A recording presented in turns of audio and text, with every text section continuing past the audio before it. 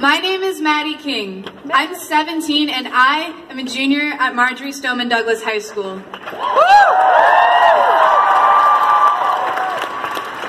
On February 14th at 2:25, the fire alarm went off for the second time that day.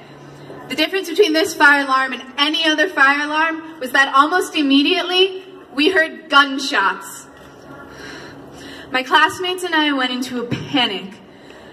We didn't know what was happening. We had heard there was supposed to be a drill, but no one makes a drill this realistic. 4 of my classmates ran out of the room, across the street, and who knows how far. I couldn't run that far. I turned around, and with the rest of my class and a student that just got mixed in and my teacher, we hid in the corner of our classroom. I was shaking. I collapsed into my friend's arms in a panic. Who do I know that just got shot? Will I make it home? I borrowed my friend's phone to text my mother because mine was in my backpack on the other side of the room. It's Maddie, I told her. Shooter at school, on the news. I'm safe. I love you. But later I learned that I may not have been as safe as I thought. My building was directly next to the building that the shooter went in, and he shot out windows directly at the wall that I was sitting against. One bullet aimed directly in my classroom could have been painted with blood. The longest few minutes of my life came when we heard the SWAT team evacuating the people in the classroom next to us. I sat there shaking, having yet another panic attack. It had been an hour, and this was the first sign of freedom that I had. And yet I sat there pleading with someone, anyone, that this was someone who would help me, and for them to just come in and get me out of my school. A classmate took a video of when the SWAT team came into our class.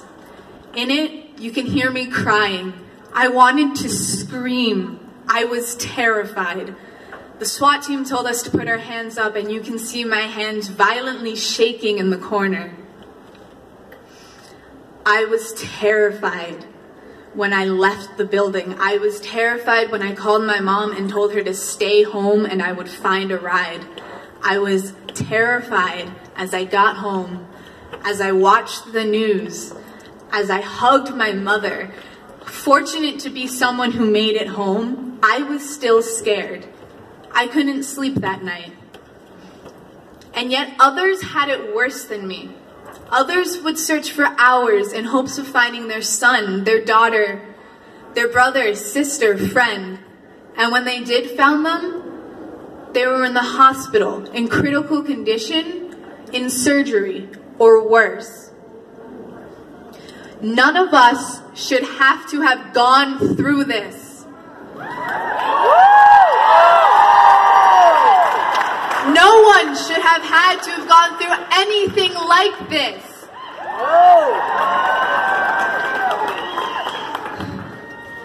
No one should have the feeling of wondering if their friend is going to make it out of school alive, if their daughter or son will make it out of school alive, if their husband, their wife, anyone should make it out of school alive.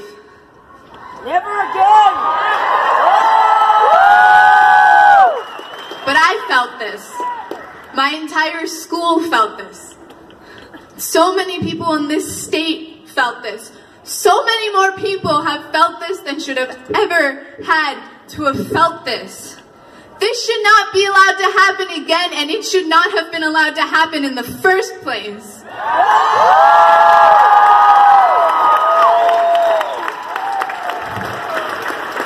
So how do we change? How do we stop another school shooting?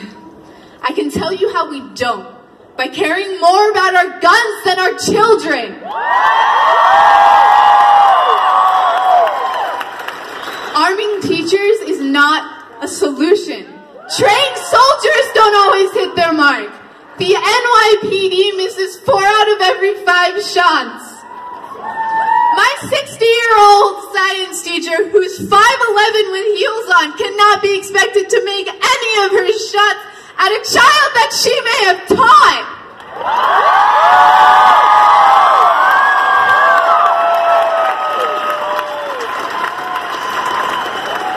On top of all we expect of teachers, firearms training should not be a part of it.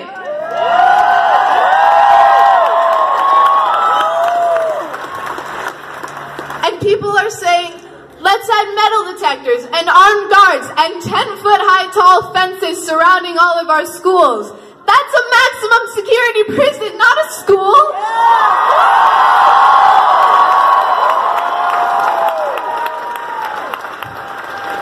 At schools, children and teachers and faculty members are supposed to feel safe and comfortable. I know firsthand that having a man a foot taller than me with a gun the size of his torso is terrifying. That does not help anything. But even if we did make our schools into prison, I don't know who else has noticed this. In Aurora, it was a movie theater and a mall. In Orlando, it was a nightclub, and on Vegas, it was just on the Strip.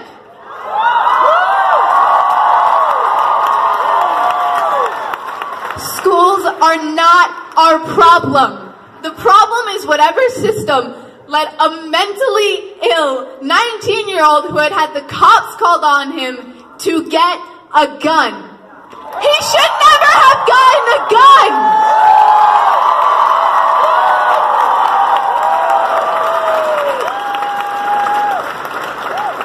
The boy who came to my school and killed 17 innocent people was someone I had known. He was a kid who wandered over to my friend group one day because he knew one of my friends. I talked to him. I was nice to him. I included him because everyone deserves a friend, and I wanted to be his friend. Yes. I never had any indication that he was a threat. I should not have to be worried that one of my fellow students is a threat to my school. Others saw warning signs. Others reported him. The police was called on him multiple times, and any basic background check should have shown this. So that means when he bought the gun that he brought to my school, either the system didn't have the information, a background check was not done, or just because he didn't have a felony on record, they thought, whatever, we can give this kid with domestic violence charges a gun. A 19-year-old with a history of violence should never be able to touch a gun. A 19-year-old should never be able to buy a gun regardless of their record. If a 19-year-old can't buy alcohol, why can they buy a machine that can kill?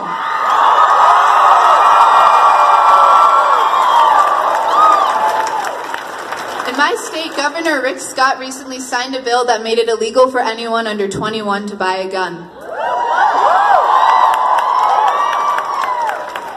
That is a step in the right direction for Florida. But what about all of those states out there where an 18-year-old can buy a gun? What happens when they drive through the Florida border and decide, hey, that's a nice place with a lot of people, and I'm a little crazy. I think I'm going to use my gun here.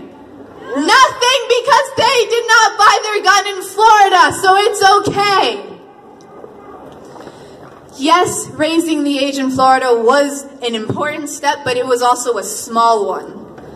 Yet it was one of the most important steps that we will make, because one, it is a step, and that's more than we've gotten in the past 20 years. And two, it shows that this movement has a voice that is changing things. We can change policies if we just shout loud enough.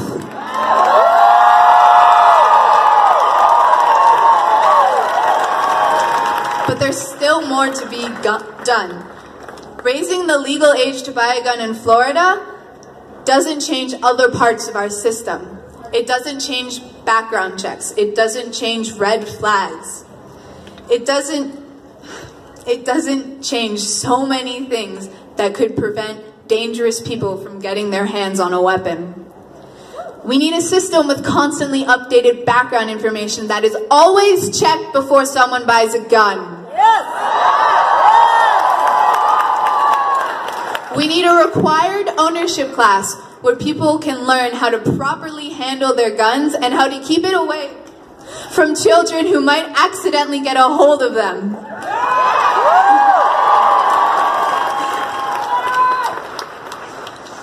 We need a test in performance proficiency and a written test to make sure that you know the safety of a gun before you can buy a gun.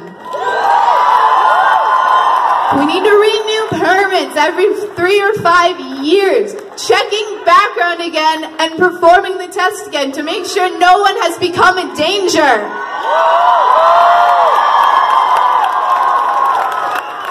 I know to some people, especially politicians, this may seem like a lot, but it's not as much as you think, and it's what we need. In 1899, uneducated orphan newspaper boys were able to start a revolution that changed child labor laws. In 2018, educated teenagers with adult support should be able to change gun laws so we don't die.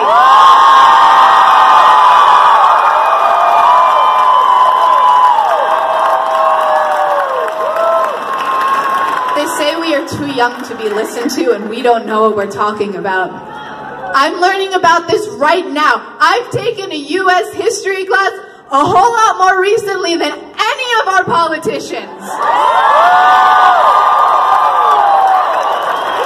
Every single year I have projects that require research, checking your facts and putting it together. You think we don't train for this? We've been doing this since first grade.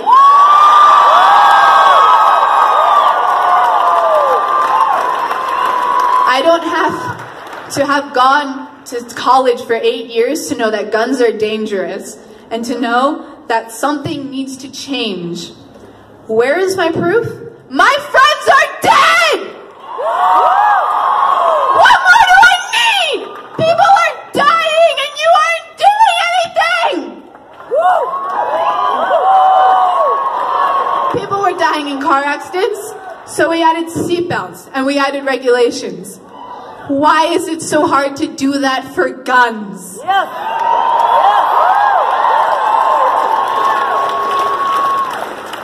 A well-regulated militia, being necessary to the security of a free state and the right of the people to own and bear arms, shall not be infringed. Second Amendment of the United States Constitution, written by James Madison.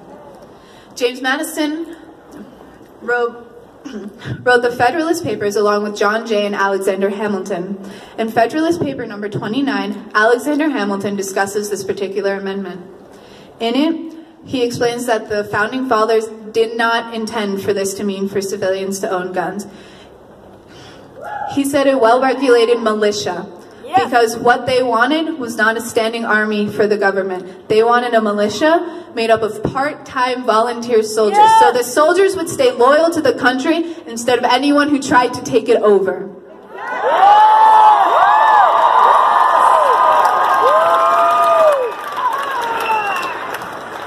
The Bill of Rights and the Constitution was not about making laws for citizens. It was about planning how the government was to be run. The Founding Fathers trusted us to make laws to keep us safe, and apparently we're not doing it. Yes.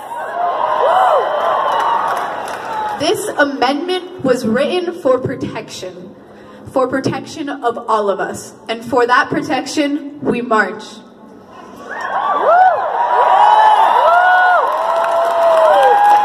For all of the survivors, we march. For the victims of Las Vegas, we march. For the victims of Orlando, we march. For the victims of Sandy Hook, we march.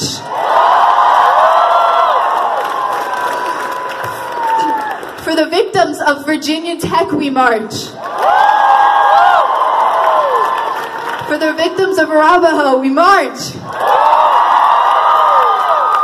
For For the victims of Aurora, we march. For the victims of Columbine, we march. For the victims of Stoneman Douglas, we march.